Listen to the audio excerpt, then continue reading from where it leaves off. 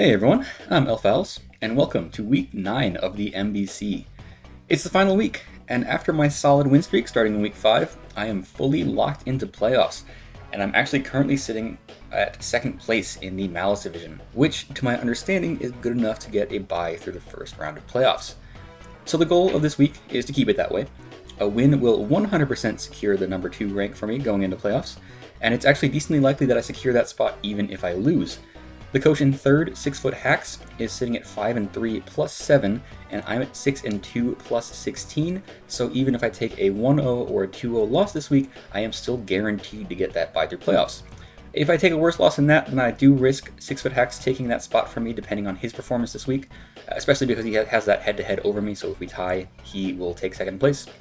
This is all to say, though, that I am trying my best to win this week, chasing that playoffs bye, because a bad loss could potentially cause me to miss out on it, but there's definitely not as much pressure as there could be. I'll be in playoffs regardless. So with that in mind, this week we are up against Crep and her 4-4 Twi Night Slashers. And this is a really scary team. While most coaches went for one high-tier Terra Captain and one low-tier Terra Captain, Crep went with 3 in the form of Hisuian Arcanine, Torterra, and Glaceon. And when combined, the 3 of those are ridiculous to try and prep for.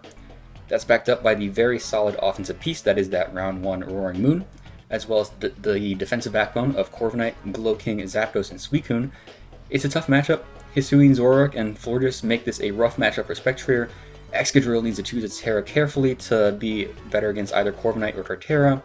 And then Slowking can override Sand with Chilly Reception, and I need to dedicate a good chunk of my team to keep setup threats in check so I don't lose to things like Dragon Dance Roaring Moon, Calm Mind Suicune, or Shell Smash Torterra. So, lots to prep for. But with all that in mind, I'm kicking off the build with what looks like my best offensive Pokemon in the matchup, Swords Dance Sand Rush Excadrill. Earthquake is our primary stab on this as usual, with Terra Electric Terra Blast helping me out against Corviknight, Zapdos, and Suicune. It's especially nice against Zapdos defensively. It can't really hit electric types that hard, so I can set up a Swords Dance pretty easily on it if I Terra. The coverage is rounded out by X-Scissor, which hits Torterra and any Terra Grass Pokemon for super effective damage. I also have the Shuka Berry to safely 2-hit KO Torterra while surviving its follow-up ground move so I can continue a sweep. We're invested to outspeed Scarf Roaring Moon under Sand, so with a Swords Dance boost, this could very easily be a game-ending sweeper if the right things are chipped down. And then to set up that Sand, we do of course need Tyranitar, which I'm bringing with a mixed defense set. This is pretty standard for the most part. Smooth Rock to extend Sand turns for Excadrill. Rock Blast is stab that no matter how many times it hits, it does great damage to Zapdos. Knockoff is great utility, and it also threatens Slowking, Stealth Rock because Stealth Rock, and Dragon Tail to punish any setup. I do have enough bulk to specifically survive an Adamant Torterra Headlong Rush after Rocks, so that does give me the option to stay in on it and Dragon Tail it out to punish a Smash. While this is mostly just here to set Sand, it's also a solid check to Zapdos, Slowking, and Zoroark, as well as a great Rock setter, so I think Tyranitar can pull its weight here. Next up, I do need some insurance against that Torterra, so here's Rotom-Mow with a Mirror Herb to punish Shell Smash. This is always going to be my switch into Torterra. We outspeed even max speed Jolly Torterra, and take just about any hit from it since Rotom resists its stab combo. If I do manage to copy a Shell Smash, Leaf Storm should KO just about any offensive Torterra that doesn't Terra into a Grass resist. Even if it does resist Grass, I have enough bulk to take a +2 Terra Grass 5-hit Bullet Seed, so in most cases, Rotom should be able to avoid a 2-hit KO itself, or rather a 1-hit KO, and then 2-hit KO the Torterra in return with Leaf Storm or Volt Switch. Other than that, we have, of course, Volt Switch for momentum, Paint Split for some potential longevity, and Nasty Plot serves a couple of purposes here. It can help me keep up with Calm Mind boost from the Suicune, since Rotom is a potential Suicune check, and it also allows me to boost on a switch to something like the Slowking, so I can get a +2 Volt Switch, chip it down, and pivot out. You might notice that with the 2 offensive moves, being Leaf Storm and Volt Switch, this set can't really sustain a sweep if I manage to boost from Nasty Plot or a Mirror Herb, but that's really not the point. This is a bulky offense pivot first, with the ability to get a really strong hit off if the situation calls for it. So next we have Spectrier. This is actually my planned lead in most cases, since I can start forcing progress right off the bat. A Focus Sash will almost guarantee that Spectrier can fire off 2 hits, and against most targets, 2 hits is a ton of damage. Shadow Ball is very strong stab, Dark Pulse hits the Zoroark, and Draining Kiss hits the Roaring Moon. The only thing I can't really make progress on is the Florges, so if I see that in Team Preview, I probably won't lead with Spectrier. Instead, I'll save it in the back for when things are chipped down, and a Calm Mind Sweep could be possible. I mean, I could even do that if I lead Spectrier, just save it in the back after hitting something like that. I have speed on this for Roaring Moon, with the rest in Special Attack, so just a solid Special Attacker and Progress Maker. Next, we got Scarf Sneasler. Pretty simply put, this is speed control for any opposing Scarfers or Sweepers, including +1 Roaring Moon and +2 Torterra. Close Combat, Dire Claw U-Turn, pretty standard stuff here, and Switcheroo is a great punish to Slowking or Corviknight trying to switch in, as long as I'm okay with losing my Scarf. Then, lastly, I needed a switch into the Roaring Moon, as well as the Hisuian Arcanine, so here is a fully physically defensive Screamtail. We're running Booster Energy to boost defense, and that's mostly just because I expect to switch into a knockoff anyway, so might as well get some use out of the item slot on switch-in. Booster Energy Defense Screamtail with Max takes physical hits like a truck, it is crazy. Drain Punch deals solid damage to both Roaring Moon and Arcanine while getting some healing, and Thunder Wave is another option that I can use to cripple just about anything. Then of course Wish and Protect for longevity. That is going to be it for the team builder though, so with all that out of the way, let's get right into the final week of the season. I'll see you guys there.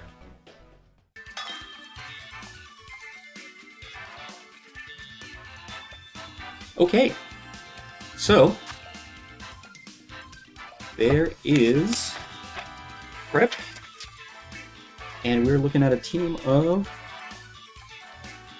Hisuian Zoroark, Roaring Moon, Torterra,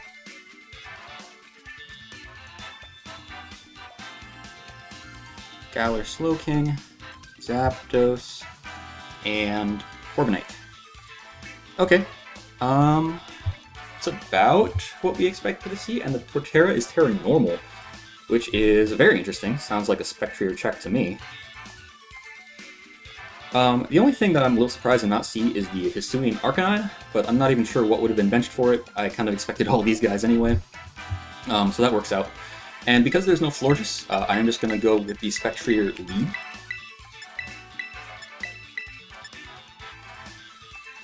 Yeah, that makes sense. Torterra, interesting, could be like a Spadef set, maybe Spadef Iron Defense Body Press, could be a thing.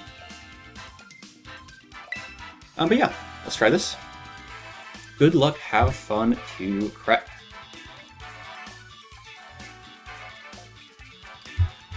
See what she wants to lead off with here.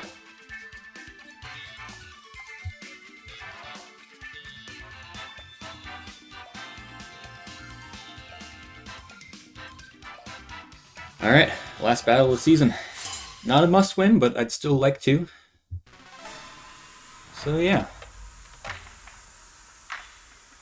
And let's see, that is the Corviknight to start. Okay. So, yeah, my Shadow Ball doesn't do that much to it. It is damage, though. Do I just want to take that? This also could be the Zoroark.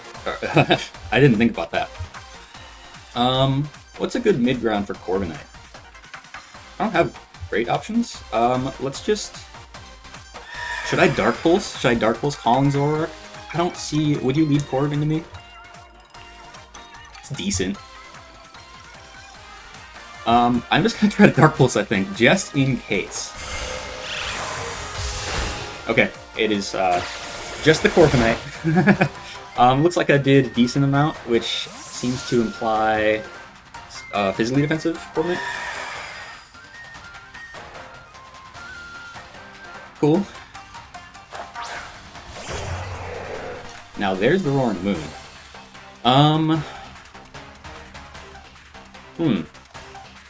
Wish I was colder now. Could just go Screamtail on this. This is like what Screamtail is explicitly here for, so I think I'm gonna do that.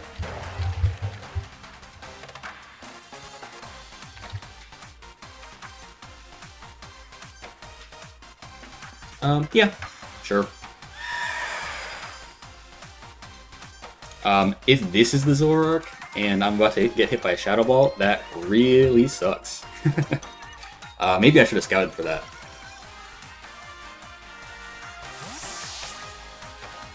but I would kind of think the Zoroark wouldn't want to come in on a potential Scarf Dark Pulse from the Spectrator. So let's see what happens here. Knockoff. Okay, 434 to 367. Means 67 points of damage.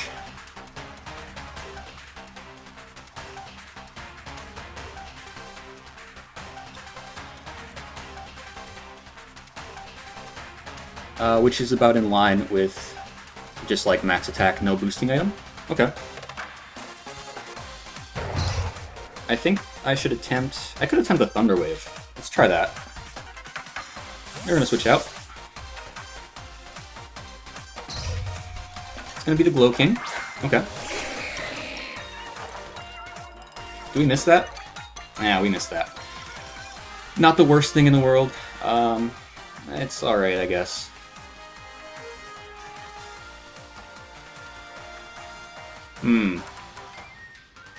I want to go T-Tar, but it could just chilly out, which puts me in like kind of a bad spot.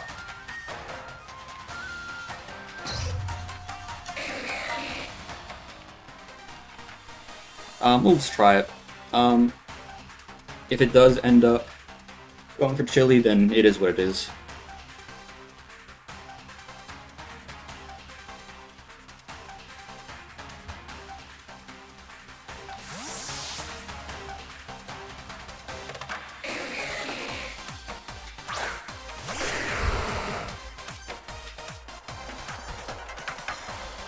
Yeah, it does go for it. You know, a little unfortunate.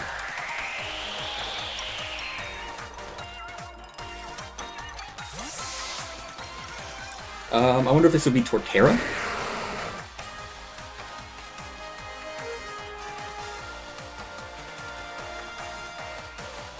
Torterra is probably the most threatening thing. Rotom-Mow is also an option. I'm willing to bet, because we didn't see a boosting item, no booster energy on that Rotom-Mow, it's probably Scarf. That would make the most sense to me.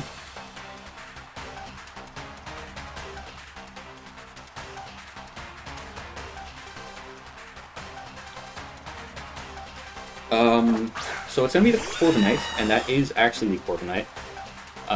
Probably to body press on me, right? If that's the case, I could go Spectrator again. Could just U-turn.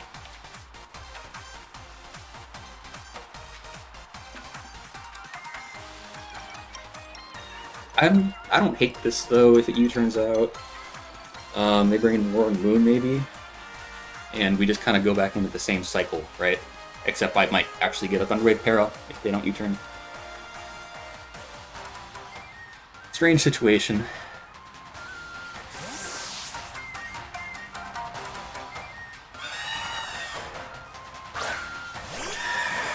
But yeah, I just can't quite risk a body press. There's U-turn. Yeah. Yeah, I'm calling these, but like, I don't feel like taking these risks yet. Of like staying in on these U-turns. Which means that, yeah, there's Rotom-Mow.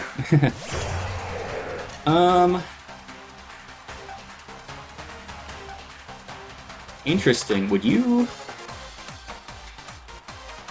call me not being Scarf? If it is Scarf and it takes me out with a knockoff, could be a real problem.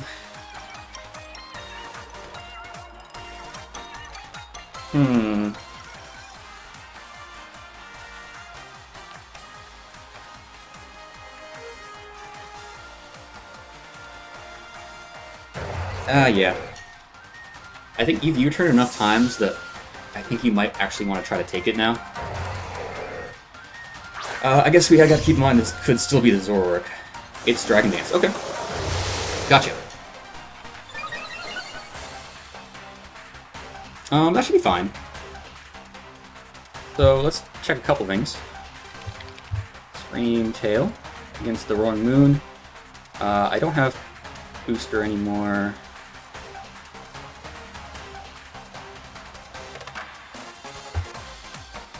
So I could Drain Punch, I could Thunder Wave. let's try Drain Punch first. Iron Heads, 367 to 165. Okay.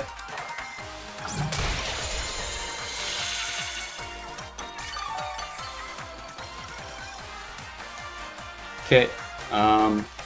Let's Thunder Wave.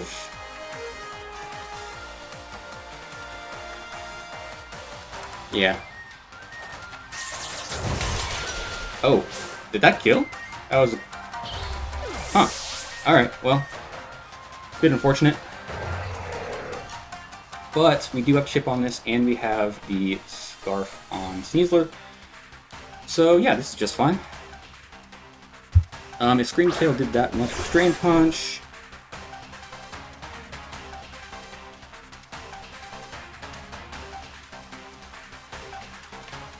it did 25, 35.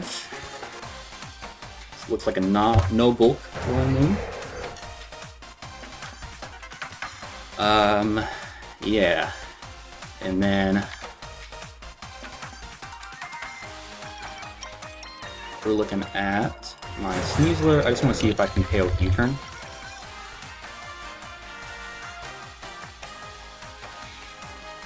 Not quite. Is it worth doing anything else though? I don't think so, so I just close combat.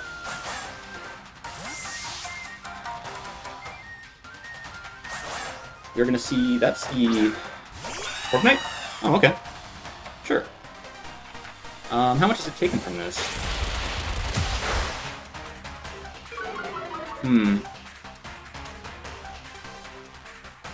Could be in range. It's Helmet.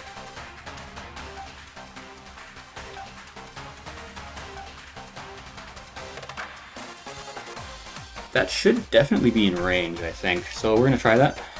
I think it would take a like main roll for me to not KO here.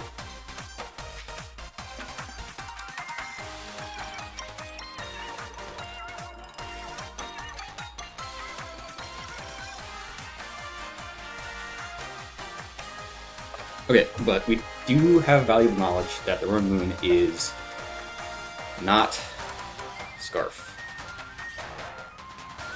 That's pretty important.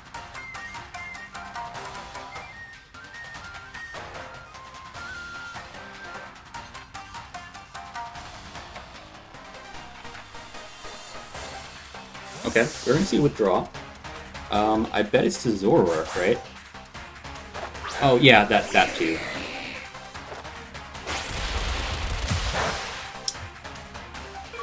That's not much, but we can probably get something out of that.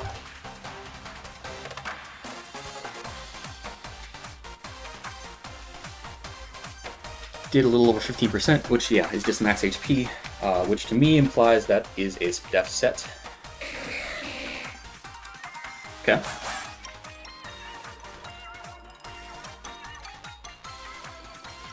I could do a Spectrier here, actually. On your Chili. Let's try that.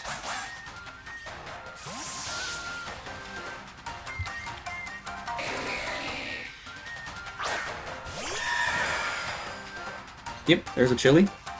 So, I think you either go for Terra, or, I don't know, maybe Roaring Moon if you have Roselli?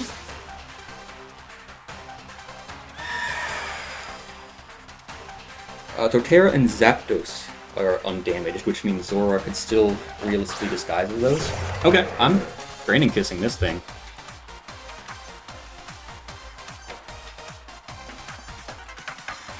If it's not Roselli, then we definitely take it out. I am actually starting to think that it is. But if it is... we think that it could be Roselli.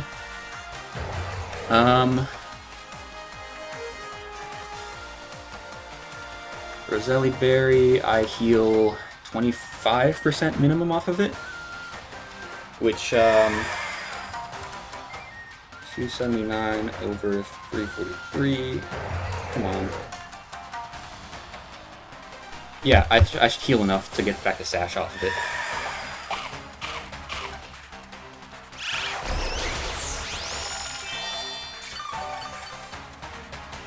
Yep, we get back to Sash. Goes for knockoff. Yep.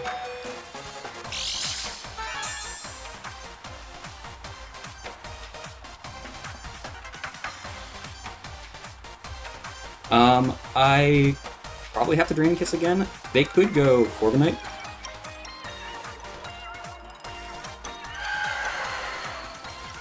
And KO me with Rocky Helmet. That's my only, like, thing here. It would be perfectly reasonable for them to attack that.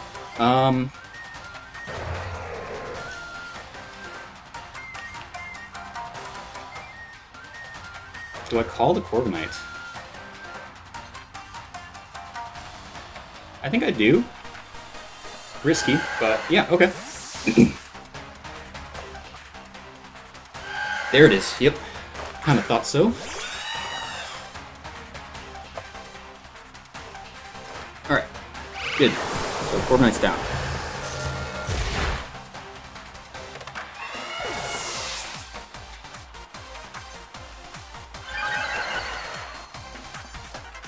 Alright, and what's their play into this now?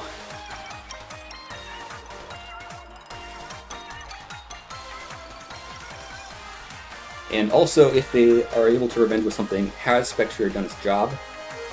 Probably.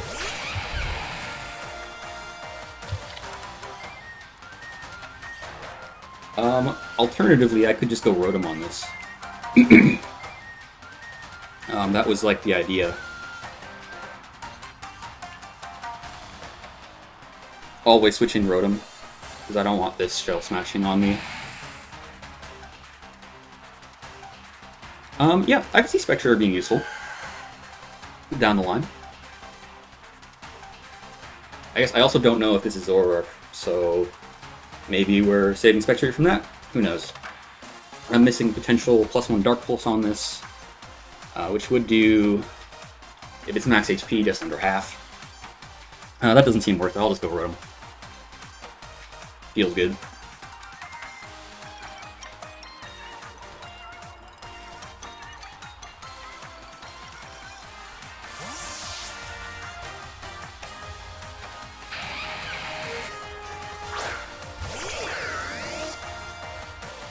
Okay, it does go for the Terra Normal, so that is definitely the Torterra.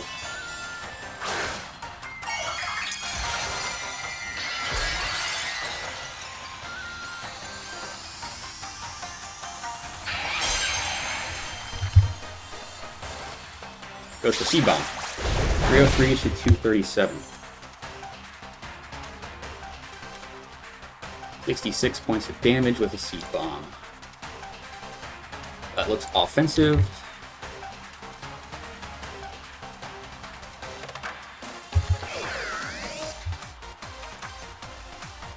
That is an Adamant Torterra. Cool. I think I'm going to Nasty Plot and then probably Volt Switch out of the Slowking. That was kind of the plan with this. You're going to stay in. Okay. Interesting. There's a Shell Smash.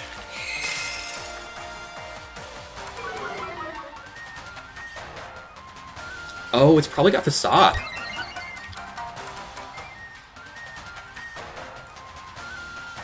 Right? +2 Terra Normal. Facade. Oh, that's not KOing me.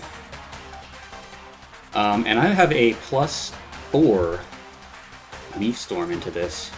So, Volt Switch would theoretically kill if it's not that much bulk, but I don't want to risk that. So we're going to Leaf Storm. If it has like any bulk, then Volt Switch becomes a roll. And if we're Rotom switching out, I don't want to lose that.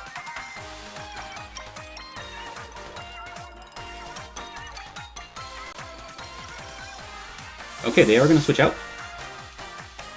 So this +4 Leaf Storm goes into the Roaring Moon. Got it. Or not. This shouldn't actually matter. because I'm at +2 speed. Yeah, Leaf Storm. I think I want to stay in. Let me just triple check that I'm outspeeding this Roaring Moon. Itemless. Yeah, definitely. Yeah, so we Leaf Storm. Good thing they switched there. A miss would have been pretty bad for me. But yeah, Rotom is going to KO the Roaring Moon.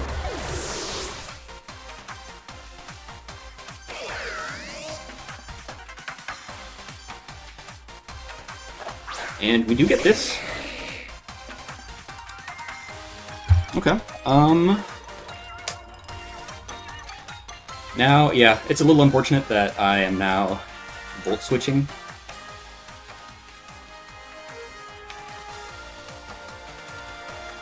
But it'll have to do, right? This will still do solid damage. +2 Rotom. Do that Slowking.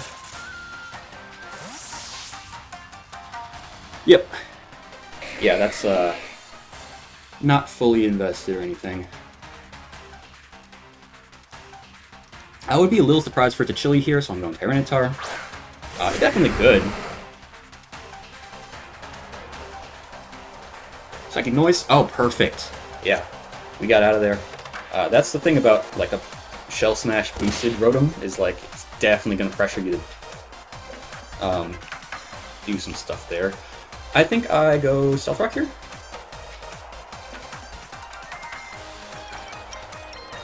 Yeah, that feels good. I'm still worried about like the Zoroark being Sash, so this definitely helps against that.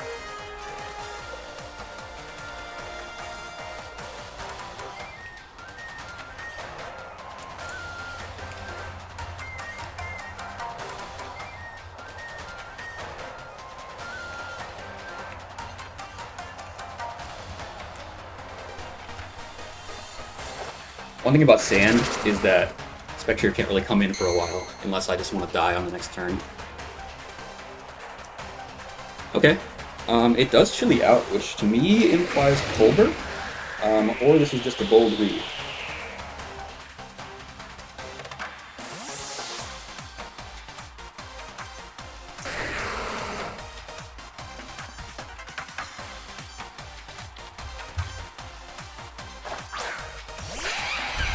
It is the Torterra.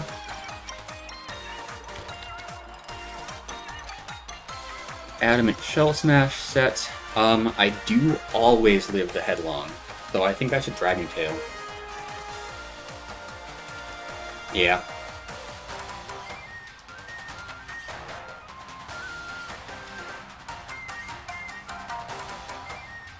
Let's get some more chip on it.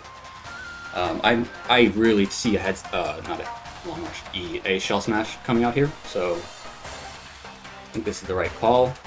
Even if it's not, I will take the Headlong Rush and I'll force it out. So that's something.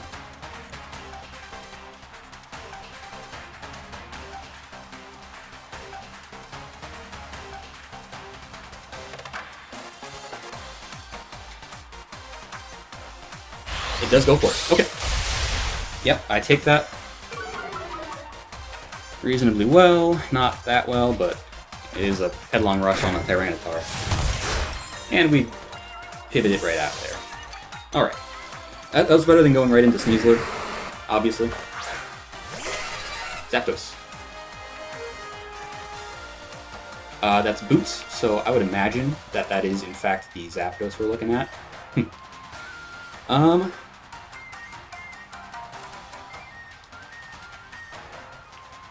What's the best way to deal with this?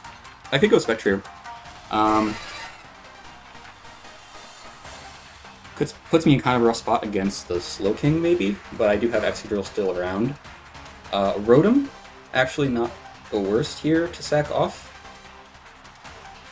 That's going to be a little better, I think.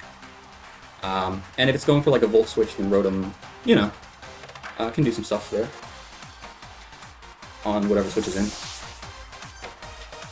I still like Spectre's last sliver of health and like getting off a Shadow Ball. Okay. Discharge. I was not looking at the damage roll that time, but it looks not that offensive, I guess. Could Nasty Plot and get more Volt Switch damage on that Slowking.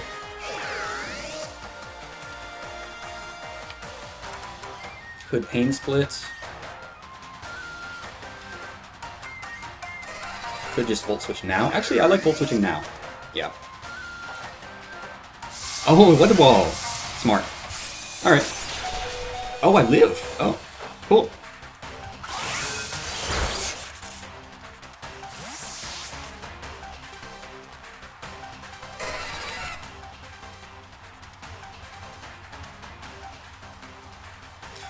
Excadrill does have an unresisted Terra Blast to go for here.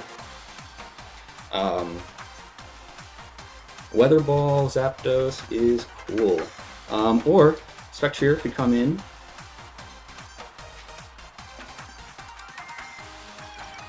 I like Spectrier. I don't know how many chances I'm going to get to use this guy again, because I want to have Sand up.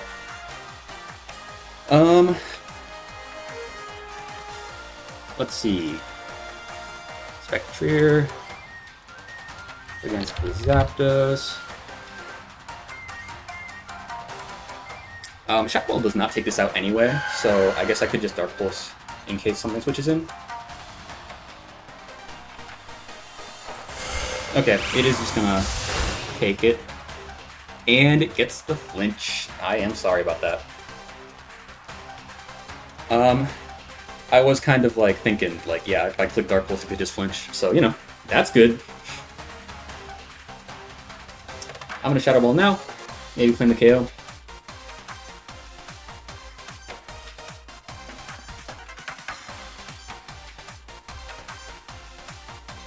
I am sorry about that flinch. That does suck for you.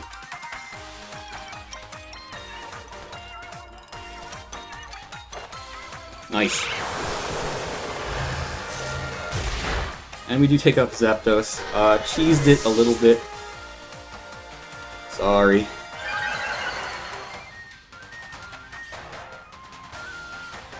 Now if the Torterra comes in, I think I will go for Shadow Ball. Not Shadow Ball, Dark Pulse.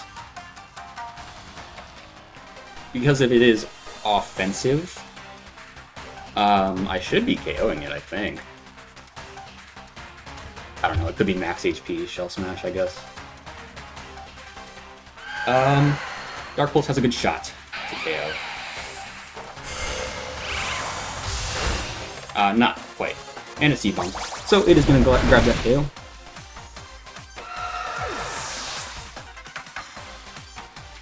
That is alright. I think I'm going to go... Do I go T-Tar? I think so. Yeah. Set up Sand. I think Excadrill does kind of take this home, right? So I might as well... this thing's down to rocks, so... Could just knock. I think that is the plan. Yeah, I will do that. I'm expecting you to try and take me out. But the sequence, I think, is... It takes me out, I go Drill, and I claim a couple of Earthquake KOs.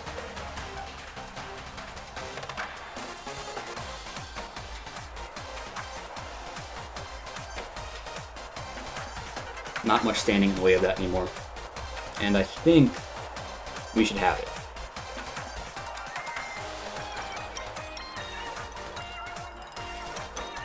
It does Headlong, so Torterra's going to KO Tyranitar.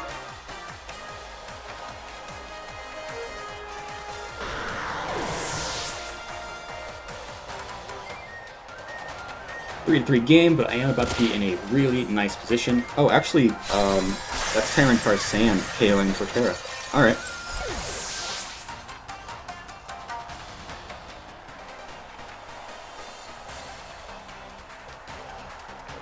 Yeah, we just swap an Excadrill.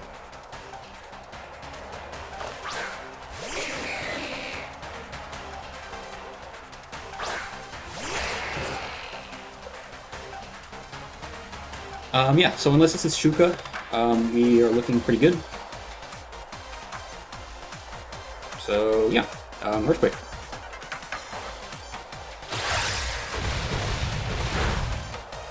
And that was the Zoroark, yep. Didn't see it until right at the end.